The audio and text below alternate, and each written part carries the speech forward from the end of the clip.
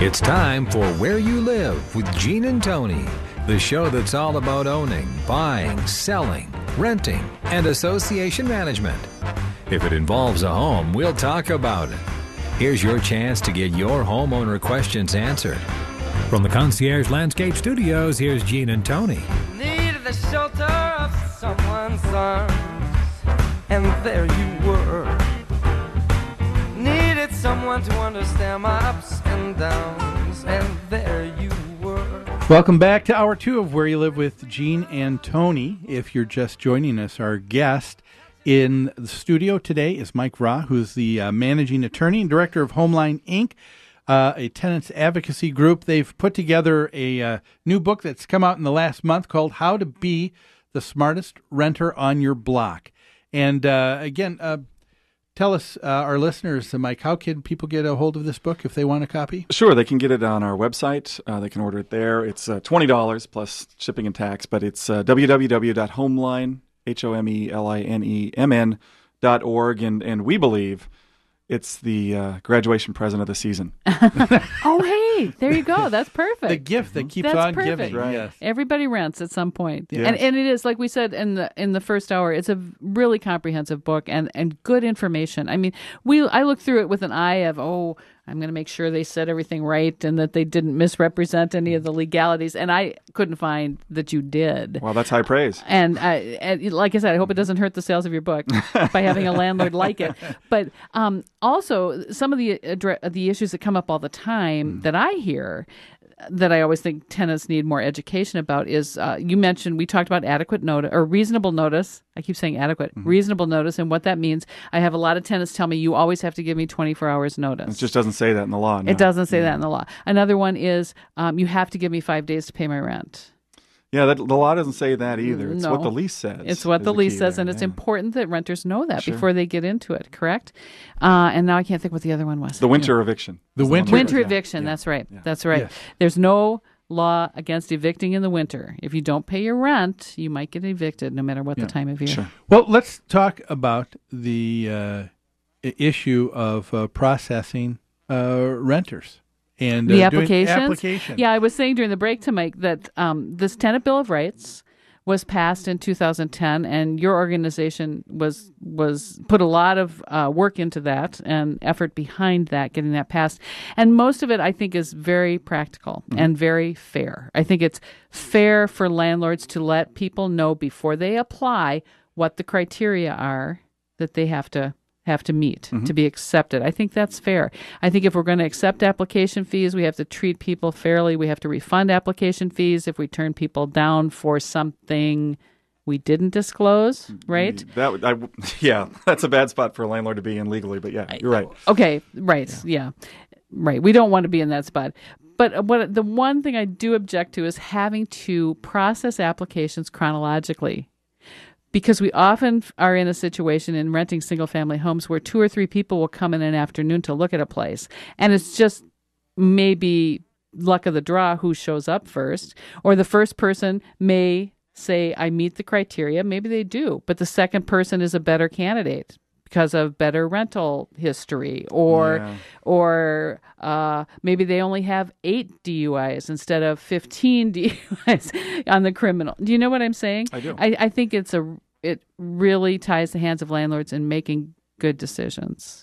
Well, I think it forces landlords to make the decisions before the tenant shows up, is what it does. Okay, tell me more about that. Well, the landlord's got to think about their criteria. What really matters to me? Do I care about the DUI that's 5 years old, or do I care about the fact that an eviction was filed in the last 4 years, or do I have a magic number in the credit score? Those being the 3 main things that landlords look at. So it forces a landlord to set the criteria thoughtfully in advance. Okay. And then I think it also, and again, we're only talking about landlords that charge for application fees.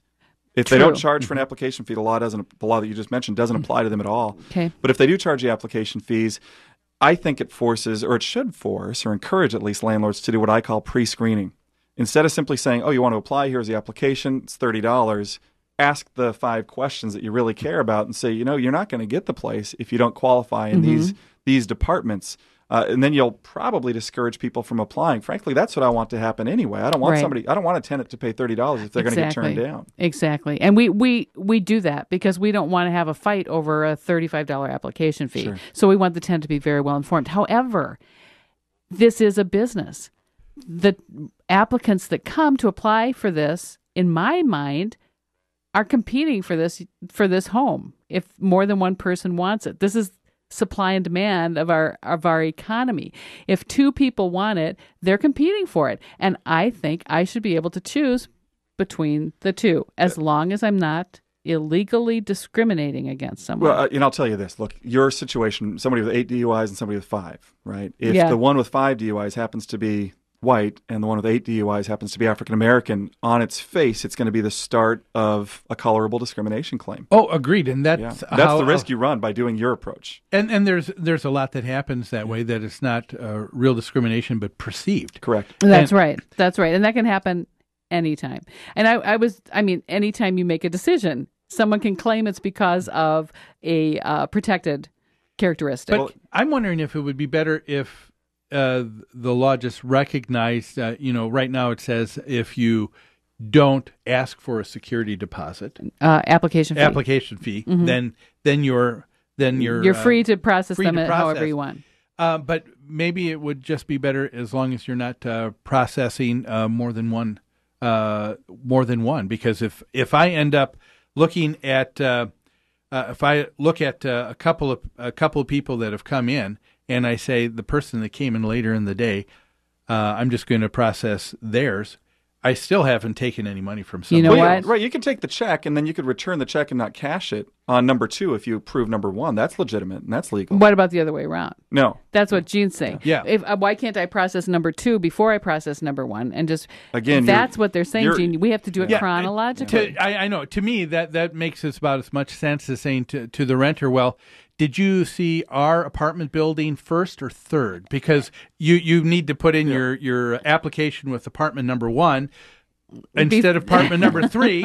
But that's absurd. People say, well, no, a tenant is in this market too and should be able to choose.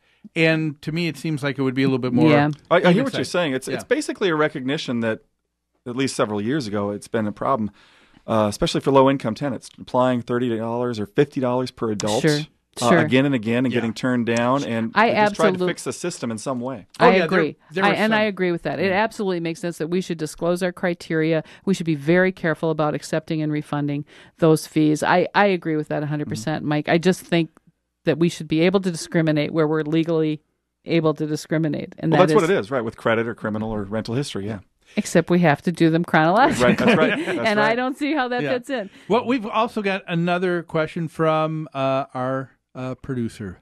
Bill, you have a question. Yeah, now it starts with a story, and this is with a good college roommate of mine, and he lives in an apartment now, and he has a history with this tenant that has caused damage to his vehicle, that hearsay said, he was going to beat him up, that he spit on his car, that he's done lots of different stuff.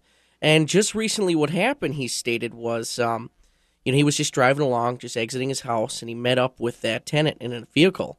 Tenant saw him and slowed down his car, so my college roommate said, what is he doing? So he stopped his car as well.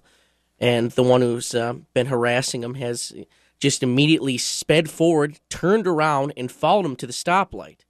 And then basically chased him and tried to force him off the road. Yay. Showing his brights and just not being a good person. So, of course, my friend, he called the cops and said, this is what's going on, and, I'm worried. So the cops met up with him at the apartment, and he expressed his views on what this person has been doing and what just recently happened. And the tenant came back, the one that harasses him, and the cops confronted him, gave him a sobriety test, and it looks like he got a Dewey. Okay. So the first thing that my college roommate did was call his landlord. Now, there was 4 cops in this apartment parking lot. Let me back up a minute. Bill, why did he call his landlord? Because, he thought it was the right thing to do, knowing that there's 4 cops in the parking He lot. called his landlord to report this guy? Yeah. Because And it's his what- neighbor, right? Because Yeah. it's a neighbor. And what Correct. did he want the landlord to do? He wanted the landlord to do something, say, if he's been causing damage to property of other people's cars, and if he had a Dewey and this happened in the neighborhood, and eventually what happened is my college roommate got the got a restraining order against him, a harassment restraining order. Keep so away from what him. can the landlord do is my question. What can the landlord do? Can he do anything? Because the landlord stated to the roommate, it's not my problem. Not my problem. I can't Not do my it." problem. I can't do anything about it. Mike, what do you say? Well, the first thing I'd say is that's what almost every landlord does say. I'm the guy in our office who deals with all neighbor calls. So I hear these calls again and again. Okay. And Complaints about noise, complaints about harassment. Right. Yeah. So I'll generalize this a little more than Bill's roommate's question. But landlords have two paying customers. They don't want to side with one. Almost always in the end of these cases, they lose one, if not both of them. Sure. I mean, landlords should understand that. But here's the thing. The tenant doesn't have a contract with his neighbor. He has a contract with his landlord, who also has a contract with his neighbor. Mm-hmm. One of the landlord's duties, whether they like the concept of it or not, is to make sure that the place is, among other things, fit for the use intended. And if this guy is afraid to be in his apartment because the landlord won't solve this neighbor issue and make sure that he complies with the statute, and the restraining order could go a long ways towards helping the landlord have something to rely on. If the neighbor violates the restraining order once or twice, then I think it becomes much more evictable for the landlord to do that and say, you know what, I got to solve this problem. But these get really heated really quickly. They don't always end well. Like I said, usually at least one, if not both parties, end up moving out. To me, it seems like it's a real subjective thing. And Bill, part of the thing that I would be concerned with in this is, as the landlord, how do I know that there is more credibility with what I'm hearing from one person versus another? I can't tell you how many times I've had someone say, someone just ripped into me, and the property manager where I used to live, and you look at the letter and it says, it's been brought to our notice that perhaps there's been a violation. You didn't clean up after your dog. And that's what they refer to as ripping into them. Though, but Bill did mention that the police were called in this case, that they arrested the guy on a DUI. So what I tell my residents when they call me with a complaint about a neighbor, noise is the most common one. This is pretty extreme, what Bill's describing, someone driving you off the road. Do you send the documentation, though? Do you send the documentation to the landlord showing everything that happened? Hold on, Bill. Yeah. What I encourage renters to do is call the police, number one. If it's a noise issue, call the police. Someone's disturbing the quiet enjoyment of your home. Because as a landlord, I have a lot of trouble getting rid of a troublesome tenant unless I've got good documentation. I can go to housing court and evict someone in a hot minute for non-payment of rent, because it's very easy to prove they did not pay rent. But if I go to housing court and say, I'm evicting this person because they bother their neighbor, I'd better have some hardcore documentation, or I'm just going to get thrown out of court. I think documentation is not going to be enough. You'll probably need credible witnesses. Okay, as well. there you go. But I agree. To answer Bill's question, if I'm that person, the first thing I do is I send a letter to the landlord. Again, our website has a neighbor violation letter. Maybe they'll never need it. But if they decide they want to take another step, the letter is critical. Written documentation showing you're asking a landlord to solve a problem is always the first step, whether it's a repair problem or something like this. Yeah, and then if you have something that's less subjective and more objective with a police report. Well, the restraining order is a big one. And that's a great step to take as well. Then that gives cities too are enforcing 3 times you're out issue. We have this happening in St. Louis Park. Last year, they, and sometimes if it's more serious, like drug trafficking or worse, the cities will tell us, we've arrested these people in your building. You have to evict them. You have to evict them now. And I'll tell it, okay, I give them notice to vacate. I give them a couple weeks to move out because they have children. I've had the city on me. Why can't you get them out now?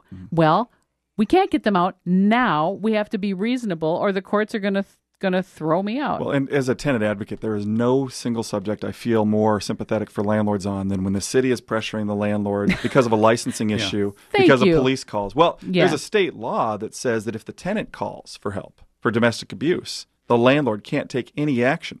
Cities just look at the police call numbers.